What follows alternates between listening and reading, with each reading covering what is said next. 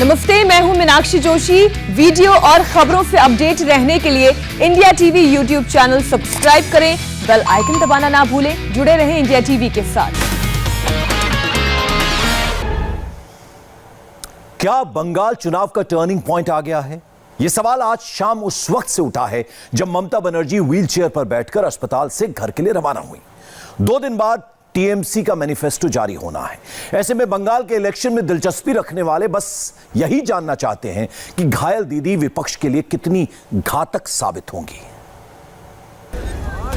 कहते हैं एक तस्वीर 1000 अल्फाज पर भारी पड़ती है। व्हीलचेयर पर बैठकर अस्पताल से निकली ममता बनर्जी के इस वीडियो में वही ताकत है। करीब 120 सेकंड का ये वीडियो बंगाल के चुनाव की हवा बदल सकता है। जिस चुनाव पर अब तक हिंदू और मुसलमान, बाहरी और घुसपैठिया, भ्रष्टाचार और संस्कार जैसे जुमले हावी थे, उस चुनाव में अब व्हीलचेयर पर बैठी दीदी की चर्चा भारी पड़ सकती है। में प्रतीकों से खेल होते आए हैं। व्हीलचेयर पर बैठी ममता बनर्जी ने एक साथ कई मैसेज दे दिए। दीदी घायल है, वो चल नहीं सकती। इस वीडियो के जरिए ममता बनर्जी ने अपना पुराना तेवर दिखाया है। घायल होकर वो विरोधियों के लिए और भी घातक हो गई है। इन तस्वीरों में एक और संदेश छुपा है, वो भी क्लियर कर देते हैं। अस्पताल से व्हीलचेयर पर निकली ममता बनर्जी को जिस कार में सवार किया गया, वो भी अर्बन लोअर मिडिल क्लास की नुमाइंदगी करती है। ममता बनर्जी के इस छोटी कार में बैठकर जाने में भी एक सियासी संदेश है। वो जमीन से जुड़ी हैं, बंगाल के आम नागरिकों सरीखी। चुनावी हलफनामे में उन्होंने बताया है कि उनके पास कोई कार नहीं है। करीब 4 दशक के सियासी करियर और 10 साल चीफ मिनिस्टर रहने के बाद भी वो बेकार। उनके पास कोई बंगला भी नहीं। दीदी का बसर तो अपनी बनाई पेंटिंग्स और खुद की लिखी किताबों की रॉयल्टी से होता है। अब जरा ममता बनर्जी की छोटी कार की तुलना उनके भतीजे अभिषेक बनर्जी के शाहाना अंदाज से कीजिए। ये वीडियो 2 दिन पुराना है, जब ममता बनर्जी नंदीग्राम से घायल होकर कोलकाता आए तो उन्हें देखने एसएसकेएम अस्पताल पहुंचे भतीजे अभिषेक बनर्जी का अंदाज बिल्कुल अलग था। ममता बनर्जी की आम इंसानों की इमेज से इतर अभिषेक बनर्जी बड़ी सी चमकती हुई एसयूवी से अस्पताल पहुंचते हैं। एक अलंबरदार उनकी गाड़ी का दरवाजा खोलता है और अभिषेक बनर्जी हाथ में मोबाइल लिए नमूदार होते हैं। भतीजे की ये तस्वीरें ममता बनर्जी की खुद को साधारण इंसान जताने की कोशिश के ठीक उलट नजर आती हैं। याद रहे कि दीदी की राजनीति का एक प्रतीक ये भी है जो उनके विरोधियों के निशाने पर है। बहरहाल इस वक्त बंगाल की राजनीति के सामने ये सवाल सबसे बड़ा है कि घायल दीदी सियासी दुश्मनों को कितनी चोट पहुंचाने वाली है। ममता बनर्जी अपने चोटिल होने का भरपूर सियासी फायदा उठाने वाली है। इसका इशारा तो कल ही मिल गया था जब उन्होंने अस्पताल के बेड से यह संदेश जारी किया। আশা করি 2-3 দিনের মধ্যে আমি আবার নিজের ফিল্ডে ফিরে যেতে পারবো। তবে হয়তো পায়ের প্রবলেম থাকবে, কিন্তু আমি ম্যানেজ করে নেব। আমার মিটিং আমি কিছুই নষ্ট করব না, বাট হয়তো আমাকে কিছুদিন হুইল চেয়ারে করতে হবে, সেটা আপনাদের সহযোগিতা চাইব। गुरुवार को जब ममता बनर्जी ने यह ऐलान किया तो ऐसा लगा कि बंगाल चुनाव के सारे समीकरण बदल जाएंगे। व्हीलचेयर पर बैठी ममता बनर्जी कहीं बैटल ऑफ बंगाल का सेंटीमेंट तो नहीं बदल देंगी, क्योंकि ममता बनर्जी जब जब घायल हुई तब तब चोट उनके सियासी दुश्मनों को ही लगी है। यकीन न हो तो मिसाल देख लीजिए। 16 अगस्त 1990 को सीपीएम के कार्यकर्ता ने कोलकाता में ममता के सिर पर लाठी मारकर उनका सिर फोड़ दिया था। सिर पर पट्टी बांधकर निकली ममता बनर्जी की वो तस्वीर बंगाल की सियासत की काल जयी तस्वीर कही जाती है। इसने ममता को एक फाइटर नेता के तौर पर बंगाल के घर घर में मशहूर कर दिया। 1993 में कोलकाता में ही ज्योति बसु के खिलाफ धरने के दौरान पुलिस ने ममता को बाल पकड़कर घसीटा था। इस घटना ने ममता की इमेज को और मजबूत बनाया। 1998 में टीएमसी के गठन के बाद भी पश्चिमी मिदनापुर में ममता बनर्जी पर लेफ्ट समर्थकों ने कई हमले किए। 2006 में सिंगूर आंदोलन के दौरान पुलिस वालों ने ममता को घसीटते हुए बीडीओ के दफ्तर के सामने से हटाया था। 2007 में नंदीग्राम में ममता बनर्जी के काफिले पर गोली चलाई गई थी, जिसमें वो बाल बाल बच गई थी। दीदी पर ये सारे हमले तब हुए जब पश्चिम बंगाल में लेफ्ट की सरकार थी। हर हमले के बाद दीदी ताकतवर बनकर उभरी और 2011 में लेफ्ट की सरकार को उखाड़ फेंका। लेकिन अब की बार नंदीग्राम में जो घटना हुई उसका हमला साबित होना अभी बाकी है और तस्वीरें भी इस बात की तस्दीक नहीं कर रही। दूसरी बात ये कि अब ममता दीदी विपक्ष में नहीं बल्कि प्रदेश की सिटिंग सीएम है, वो भी 10 साल से। ऐसे में कितने विपक्ष के वोट टीएमसी में ट्रांसफर होंगे, ये सबसे बड़ा सवाल है। अगर ममता बनर्जी व्हील चेयर पर चुनाव प्रचार के लिए उतरती हैं तो जाहिर है चुनावी माहौल पर असर तो पड़ेगा। इसकी बड़ी मिसाल हम 5 साल पहले तमिलनाडु में देख चुके हैं, जब व्हील चेयर पर बैठकर प्रचार करते हुए जयललिता ने चुनाव का रुख पलट दिया था। तब जयललिता ने सारे पॉलिटिकल पंडितों को गलत साबित करते हुए अपनी पार्टी AIADMK को लगातार दूसरी बार चुनाव जिताया था। तमिलनाडु के इतिहास में ऐसा 32 साल बाद हुआ था जब सत्ताधारी पार्टी चुनाव जीत गई। 2016 से पहले हमेशा एक बार DMK और एक बार AIADMK को सत्ता मिलती रही थी। 2016 के चुनाव से पहले सारे सर्वे और ओपिनियन पोल DMK की जीत का दावा कर रहे थे, मगर जब नतीजे आए तो जनता ने जयललिता को दोबारा राज्य की बागडोर देने का फैसला किया था। क्या ममता बनर्जी व्हील चेयर पर सवार होकर प्रचार करेंगी तो वही करिश्मा दोहराएंगी जो जयललिता ने 5 बरस पहले कर दिखाया था? एंटी इनकम्बेंसी से पार पाकर पार्टी को दोबारा जिताया था। आज बंगाल की राजनीति में ये एक बड़ा सवाल है। ममता बनर्जी की चोट से अक्सर उनके राजनीतिक विरोधी ही घायल होते आए हैं, लेकिन इस बार मामला कुछ अलग है। इस बार 10 साल की एंटी इनकम्बेंसी है, पार्टी में बिखराव है। बीजेपी के शुभेंदु अधिकारी जो कभी उनके पुराने सुपह सालार थे, वो नंदीग्राम में उनके मुकाबिल हैं। बीजेपी भी ममता बनर्जी की चोट को ज्यादा तूल नहीं दे रही, बल्कि इसके बजाय शुभेंदु अधिकारी मंदिर और हिंदुत्व की राजनीति का जरिया अपना रहे हैं। पर्चा भरने से पहले शुभेंदु अधिकारी ने पूजा पाठ किया, जनता के बीच घूमे और मंच से ममता बनर्जी को भी ललकारा। आज के 2021 সালে অনেকেই আমরা তৃণমূল কংগ্রেস ছেড়ে ভারতীয় জনতা পার্টিতে যুক্ত হয়েছি। কেন? বারে বারে আমরা বলেছি যে তৃণমূল কংগ্রেস একটা প্রাইভেট লিমিটেড কোম্পানিতে পরিণত হয়েছে এবং এর রাজনৈতিক বিশ্বাসযোগ্যতা পশ্চিমবঙ্গে শেষ হয়ে গেছে এবং এই একটি দলে তার নেত্রী এবং তার যে ভাইপো এর বাইরে বাকি কারোরই সম্মান নেই, মর্যাদা নেই, অধিকার নেই, কথা বলার জায়গা নেই, সিদ্ধান্তে নীতিতে অংশগ্রহণ করার সুযোগ নেই। অর্থাৎ বাকি সবাই ল্যাম্পপোস্ট এবং এই জায়গা থেকে বাংলাকে উদ্ধার করার লক্ষ্য নিয়ে আমরা নেমেছি। शुभेंदु अधिकारी को पता है कि 2007 में इसी नंदीग्राम में खुद उन्होंने ममता बनर्जी पर हमले का इल्जाम लगाया था। इससे बंगाल का सियासी सेंटिमेंट भी बदला और सरकार भी। इसीलिए पर्चा भरने से पहले शुभेंदु अधिकारी का एक स्टॉप नंदीग्राम की शहीद वेदी भी थी। नंदीग्राम आंदोलन के नायक रहे शुभेंदु अधिकारी नामांकन दाखिल करने वाले हैं और आज यहाँ शहीद बेदी पर पहुंचे हैं, जहां यहाँ नंदीग्राम आंदोलन में जो शहीद हुए थे उनकी याद में बनाया गया है और उनके परिवार के लोग यहाँ आए हैं। सबसे पहले उनसे मुलाकात की है, भगवान के बाद यहाँ के जो शहीद हैं उनको याद किया है और फिर नामांकन दाखिल करने जाएंगे। तो ये नंदीग्राम के नायक रहे शुभेंदु अधिकारी जो बताना चाह रहे हैं कि वो यहाँ जो शहीद हुए उनके साथ है।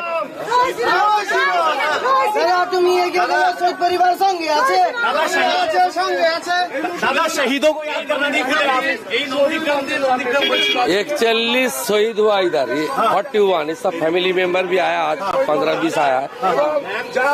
शहीद को शरण करते भगवान की बराबर है, भगवान के बराबर, ये सब लोग भगवान है। जाहिर है बंगाल के संग्राम में असली भगवान तो वोटर ही हैं। इसलिए टीएमसी चोटिल और अस्पताल के बेड पर लेटी ममता बनर्जी की तस्वीरों को खुलकर भुनाने में जुटी है। इल्जाम पर इल्जाम धरे जा रहे हैं। लड़ाई कोलकाता से लेकर दिल्ली तक लड़ी जा रही है। बीजेपी और टीएमसी के नेता चुनाव आयोग के चक्कर काट रहे हैं। घायल ममता बनर्जी इस इलेक्शन में टीएमसी के लिए तुरुप का इक्का ही साबित हो, ये जरूरी नहीं। नंदीग्राम और उसके आसपास के जिलों में पहले और दूसरे राउंड में वोटिंग होनी है। खुद नंदीग्राम में दूसरे राउंड में 1 अप्रैल को मतदान होगा। ऐसे में न चाहते हुए भी दीदी को प्लास्टर और व्हीलचेयर के साथ मैदान में उतरना होगा, क्योंकि टीएमसी की वो अकेली स्टार प्रचारक हैं। वहीं बीजेपी के पास प्रधानमंत्री नरेंद्र मोदी, अमित शाह, अध्यक्ष जेपी नड्डा से लेकर दिलीप घोष, शुभेंदु अधिकारी और मिथुन चक्रवर्ती जैसे नेताओं की लंबी कतार है। दीदी मंगलवार और बुधवार को नंदीग्राम में थी और बुधवार शाम वो घायल हो गई। वहीं शुभेंदु अधिकारी पिछले 3 दिन से लगातार नंदीग्राम में बने हुए हैं। 2 केंद्रीय मंत्री शुभेंदु अधिकारी के लिए वोट मांग चुके हैं, जबकि 2 केंद्रीय मंत्री शुभेंदु अधिकारी के साथ पर्चा भरने के दौरान मौजूद थे। पूर्वी मिदनापुर में प्रधानमंत्री नरेंद्र मोदी और गृह मंत्री अमित शाह की रैली भी प्रस्तावित है। ऐसे में ममता दीदी का व्हीलचेयर पर चुनाव प्रचार के लिए उतरना एक मजबूरी बन चुका है। डॉक्टरों की राय में दीदी को कम से कम 2 हफ्ते तक व्हीलचेयर पर रहना होगा। इससे ममता की पार्टी के प्रचार पर असर तो पड़ेगा। वो भले ही व्हीलचेयर पर प्रचार का दम भर रही हैं, लेकिन ममता के घायल होने से टीएमसी का चुनावी शेड्यूल बिगड़ने लगा है। पार्टी के मैनिफेस्टो जारी करने को 2 बार मुलतवी किया जा चुका है। अगले 5 दिनों में उनकी करीब दर्जन भर रैलियां प्रस्तावित हैं। डर इस बात का भी है कि अगर ये ममता की चोट हमला न होकर हादसा साबित हुई तो ये उन्हें और भी नुकसान पहुंचा सकता है। नंदीग्राम की सीट पर निर्णायक है एक ऐसा समुदाय जिसका सीधा जुड़ाव जमीन से है, जिसका रिश्ता नंदीग्राम के खेतों से है। जिस आंदोलन ने ममता बनर्जी को बंगाल की गद्दी पर बिठा दिया, उस आंदोलन में इस समुदाय की बड़ी भूमिका थी। कौन है ये समुदाय और मौजूदा चुनाव को लेकर क्या है उनका नजरिया, देखिए ग्राउंड जीरो से हमारी ये खास रिपोर्ट।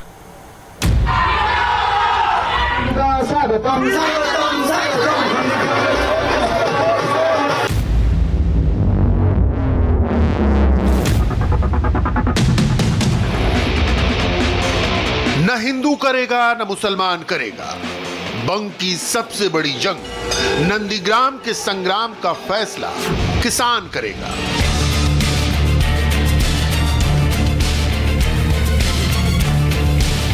जी हां, सही सुना आप, मगर ममता बनर्जी की चोट से नंदीग्राम की सियासी कथा में नया मोड़ आया है। ममता ने यह भी साफ कर दिया है कि चोट उन्हें सियासी अखाड़े में उतरने से नहीं रोक सकती। अस्पताल के बिस्तर से ही वो जनता से बात कर रही है। बिटवीन द लाइन्स पढ़ सकते हो तो पढ़िए। ममता अपनी टूटी टांग से भी नंदीग्राम में गोल दागने का मादा रखती है।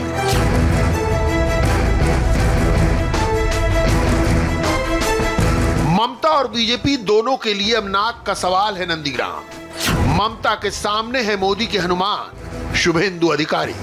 ममता को छोड़कर आए शुभेंदु टीएमसी की खामियां समझते हैं, दीदी की हर कमजोर नस पकड़ कर रखते हैं। शुभेंदु के जीत की राह जिस बस्ती से होकर जाती है, ममता उस बस्ती का पता भी ठीक से नहीं जानती। शुभेंदु अधिकारी जिस समुदाय के बूते मौजूदा मुख्यमंत्री के मुकाबले इतने आश्वस्त हैं, वो समुदाय ओरिजिनली किसान है, खेतीबाड़ी के काम से जुड़ा है। इसी समुदाय की बदौलत 2007 में शुभेंदु नंदीग्राम के नायक बने। इस समुदाय का नाम है माहिष्य या चासी काईव्रता समुदाय और नंदीग्राम में इस समुदाय की आबादी है 48 से 53%।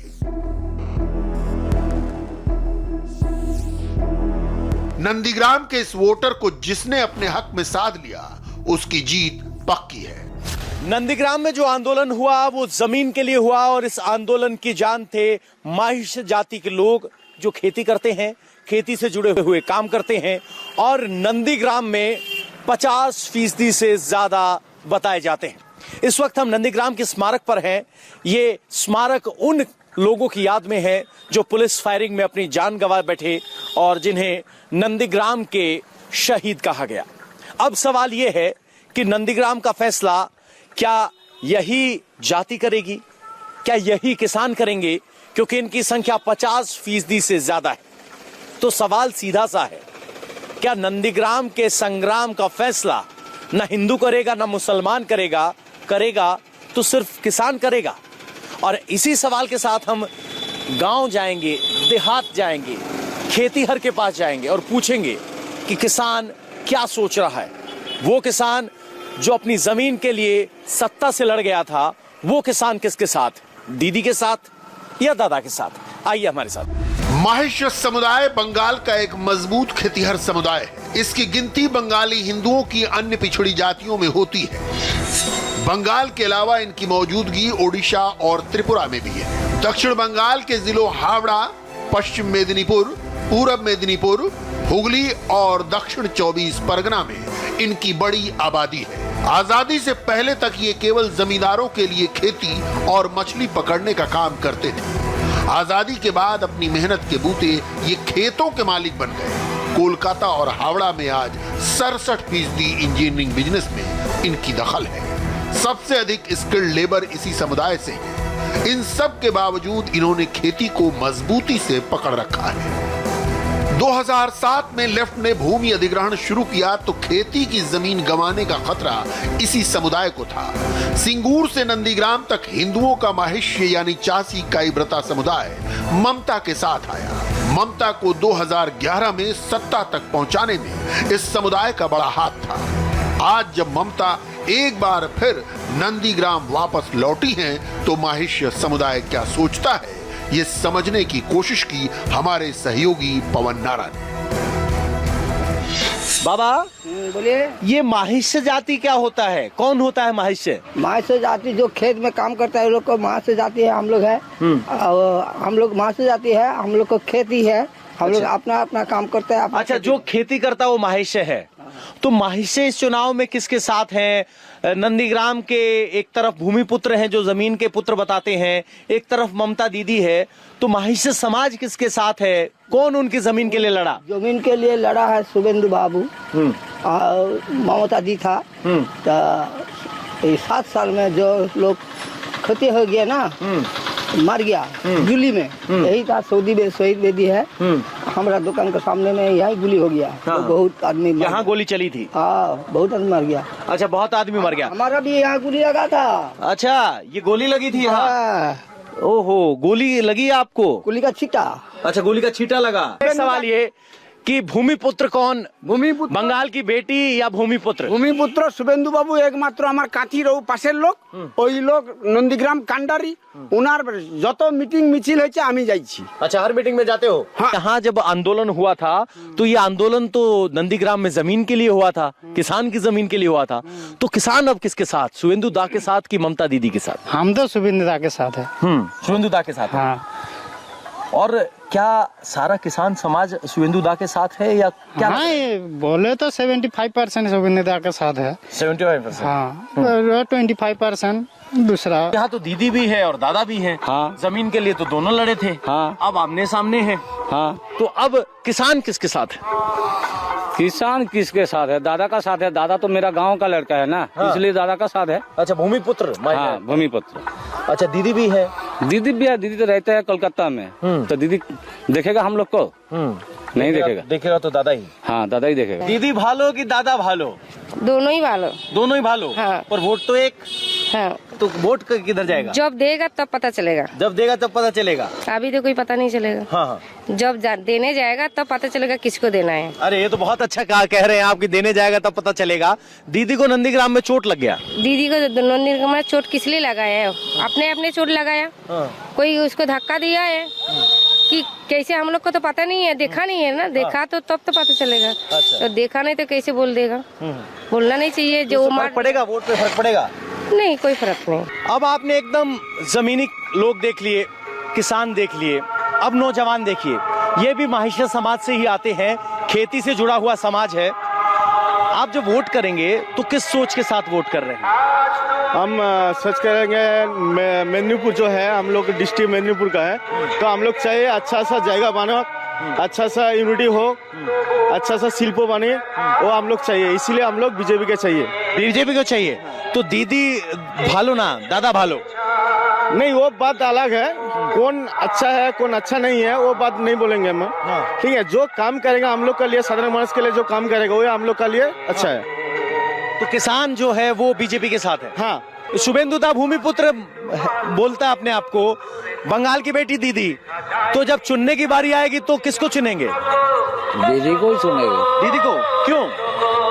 दीदी तो अभी तो जो कुछ काम करता है सब कुछ देखता है तो अच्छा ही कर रहा है। आज शुभेंदु अधिकारी वो तो दीदी का संग में रहा, वो तो अभी दीदी से अलग हो गया। इसका मतलब वो दीदी से बेईमानी किया है, और इसका बाद में वो जो अच्छा करेगा उसका तो कोई मतलब नहीं है। तो कह रहे दीदी से बेईमानी किया है शुभेंदु अधिकारी ने, इसलिए दीदी को वोट देंगे, शुभेंदु अधिकारी को वोट नहीं देंगे, इस तरह की बात हो रही है। और ये ग्राउंड रिपोर्ट खेतीहर, खेत से जुड़े हुए किसान और मजदूर की बात आज हम कर रहे हैं। पवन नारा की ये रिपोर्ट सीधे ग्राउंड जीरो से है। महाइश्य समुदाय के ज्यादातर वोटर का मूड कैसा है ये समझना बहुत मुश्किल नहीं। इस समुदाय ने सिंगूर से लेकर नंदीग्राम तक विरोध में बढ़ चढ़ कर हिस्सा लिया। कृषि कानूनों का विरोध कर रहा संयुक्त किसान मोर्चा भी यहाँ पंचायत करने वाला है, क्योंकि नंदीग्राम का नाम किसानों की वजह से चर्चा में रहा। नंदीग्राम के 70% हिंदुओं में 53% महाइश्य वोटर हैं। बीजेपी का अंदरूनी आकलन है कि ये वोट उसे मिलेगा। बीजेपी के मुताबिक शुभेंदु का इस वोट पर एकाधिकार है। बचे हुए 17% में बड़ी तादाद दलित वोटरों की भी है। दलित वोट में सेंध के लिए ममता और शुभेंदु दोनों भिड़ेंगे। 30% मुसलमान हैं जो ममता के साथ ही माने जा रहे हैं, मगर मुसलमान वोटर ध्रुवीकरण बढ़ाने का भी काम करेंगे। ममता बनर्जी पर हमले को लेकर बंगाल पुलिस ने एक रिपोर्ट सौंपी है, लेकिन इस रिपोर्ट से जुड़ी एक बड़ी खबर आ रही है। डिटेल इस ब्रेक के बाद।